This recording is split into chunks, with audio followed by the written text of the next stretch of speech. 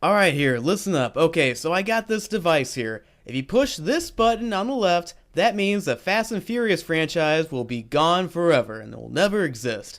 But push the one on the right, they'll keep making them. You have to push the one on the left, okay? Now, what did I just say? I am Groot. No, you idiot! You're gonna keep the Fast and Furious franchise alive! Okay.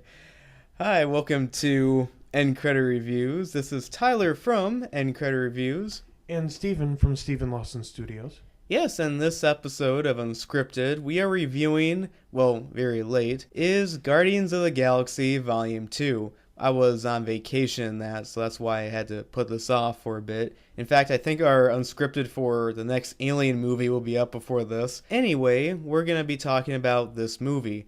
Now, we tried to go see the 2D version of this, and it was sold out, so we had to go to the 3D version of it. Same here. Yep. Definitely. Yeah, it was really busy, too.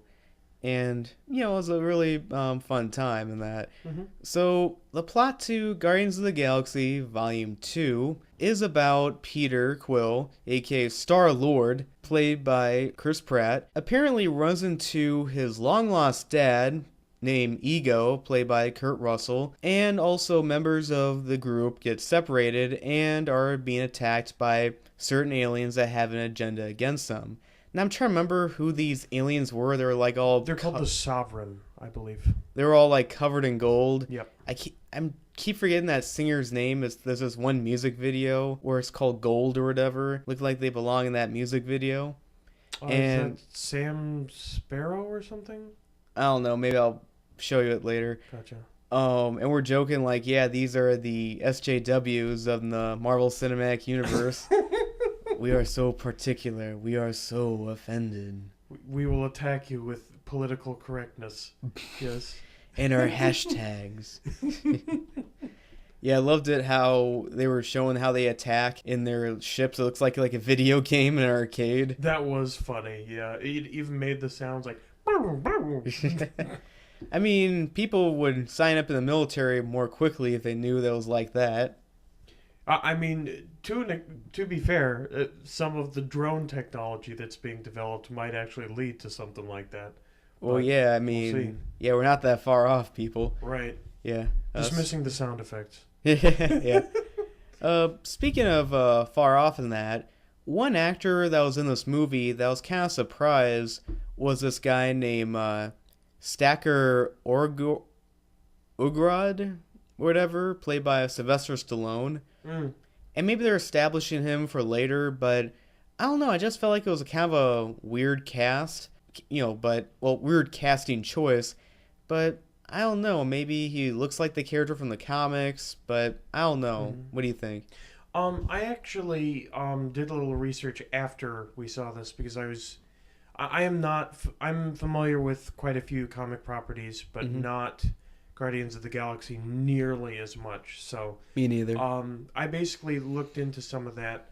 I guess we're going a little into spoiler territory here because he was in a post-credit scene, and I'll mention another one too. But at the same time, basically, I think from what I saw that he and the group that were shown at the end might have actually been the original Guardians of the Galaxy, like in the comics. Maybe. Not actually in, the movies. The movies, of course, but based on like the really old abstract comics, because like Groot, what used to be like a villain actually. And eventually, he and a bunch of these other characters came together as Guardians of the Galaxy later, as we know them in the movies. But this original set with Stallone was kind of like the equivalent to Star-Lord. That was an interesting tie-in with him being part of the Ravagers and kind of the head. So yeah. And speaking of Groot, yeah, of course the ads have capitalized a lot on Baby Groot. And there's that one point where they kind of were cutting back to him too much. And I remember you looked at me and said, you know, it's going to get really bad and annoying if they keep doing this every 5 minutes. Absolutely. But they did, and that was a good thing.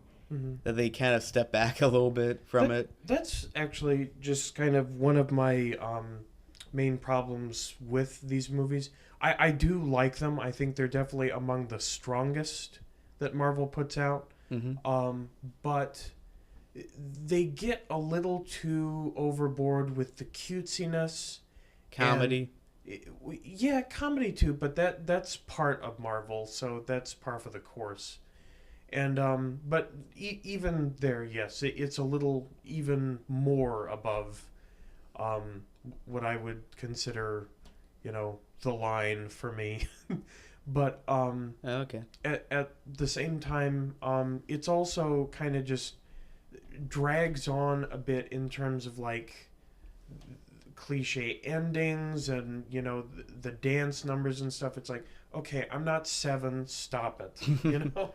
Okay. But but I bet you liked your girl Zoe from that Live by Night movies in this as Gamora. yes, it was a Gamora to see her, yeah. Yeah, there was no scenes where you were talking about where you in Live by Night review. Maybe I'll make that and tag that in this review. But you were really saying that her donk was a religious experience. Lord have mercy.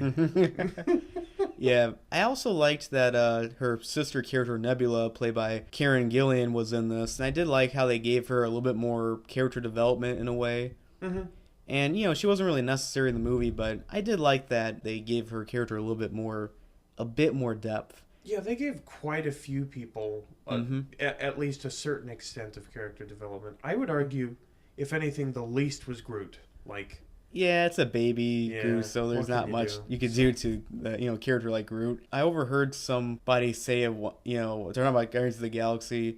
Oh yeah, I was at a party yesterday, and there was this cousin of mine, and I was asking her with her boyfriend, like, oh, have you taken her to see the new Guardians of the Galaxy movie? Because her boyfriend's, a comic book fan, right, and takes her to, like, different comic book movies. She's like, no, I haven't. And she's like, Guardians of the Galaxy and that. Oh, that, who was that, plank wood thing? Oh, no. And I say, don't you mean Groot? That plank wood thing. I gotta quote her on my Facebook sometime. Yeah. But anyway, of course my favorite character in this franchise would be Rocket Raccoon, or just Rocket, voiced by Bradley Cooper. He is great. Yeah, he's really my favorite character in the thing. And speaking of, I felt like the one character in the movie that I was kind of about was Yondu, played by Michael Rooker. You know, the guy who kind of talks like this. And I'm Mary Poppins, y'all. I love that joke. That was good. That Disney reference right there. Yep. I feel like maybe I like some credit here if you're listening in, director James Gunn, is that I would love to see a joke where someone would like make fun of Rocket Raccoon if they make it like another Disney joke. And let's say they're arguing with Rocket and it's like, I don't know, aren't you supposed to be helping a bunch of forest animals help Snow White clean a cottage? Yeah, that would be pretty funny. Yeah, I would like to see that. And yeah, holding up to that, they steal my joke in that. I mean, I'm not as forgiving as comedians who are stolen by Amy Schumer, but yeah. But anyway, back to the thing itself. One new character I did like that they added in was Mantis, played by Pom Kelmetilif. I didn't do my research how to pronounce her name. Oh, yeah. Yeah, and what's funny is that she, I guess, can control people's emotions or sense people by just touching them. Yep. And I think your joke was like, zip. Yep, that's right. Yeah. You are aroused. Don't gotta tell me, you can feel it. Yeah, no, I have to say that she was actually, I liked her character because she was funny and also attractive as well. You know, if you're into bugs. No, it's Asians and that. And I know you're kind of iffy about, like, you're like, yeah, whatever, I'll pass. I guess I'll take that and that sort of thing. Gotcha. You got Zoe, I'll get Pom. That's right. Boom. We'll probably fight over Karen, but Oh yeah, probably, definitely, yeah. yeah, we'll have to see. I'm just gonna throw in the hat. I'm a Doctor Who fan, Karen. So And I'm just gonna throw in I'm a fan of redheads, so um, yeah. I really did like the effects in this movie. There's a lot of cool creative stuff they did, especially at the climax of the movie. Again, trying to avoid spoilers and that. But there's this part where a lot of people are getting killed by Yandu's character, or whatever it's pronounced. Mhm. And there's a bunch of people dying, and there's like a song playing from like, the 70s or 80s that these kind of movies would play. Mhm. And I was saying, the perfectly fitting song for this scene would be Bodies, like Let the Bodies Hit the Floor by Disturbed, was it? I think so, or Yeah, that would be similar perfect. band. Yeah, definitely along those lines. Yeah, I honestly feel like good luck getting any, some of the music I think is really good and cool, being older stuff. I remember thinking of the original Guardians of the Galaxy. Some of the music and stuff was like, felt like such, 70s, 80s growing up pandering. Yeah. So the comic geeks were, having such cutesy fun with it, and it kind of made me cringe a little. But to me, like, even though I did a couple times in this, it was significantly better and toned back from like 2 or 3 dance numbers that were in the first true. one. Yeah. So. Yeah, I would say, this is better because the villain is much better. Absolutely. And also I thought stuff was funnier too in that. But in addition, I would have to say that this is one that, again, it's very enjoyable. Mm-hmm. I think I might be forgetting some, but maybe I'll mention at the end of the review. So, what would you give this movie, Steven? Oh, what would I give this movie? Well, it was definitely, to me, better in many regards than the first one. The first one did have the Infinity Stone in it, which was kind of a neat little thing for the, Marvel continuity. But at the same time, this one I really feel was just overall a lot stronger for definitely me personally.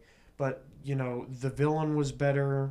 In the first one, it was just such an obvious, cannon fodder villain for... Generic. Yeah, for Marvel just to, waste and not have really any development whatsoever. This D-list one, villain. Yeah, D-list, definitely. This one felt... I'd actually heard of... I don't know if we're gonna. Did we mention his name already?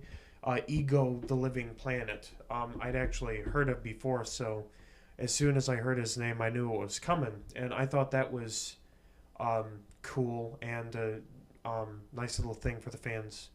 But it wasn't, for the people who didn't know what was coming.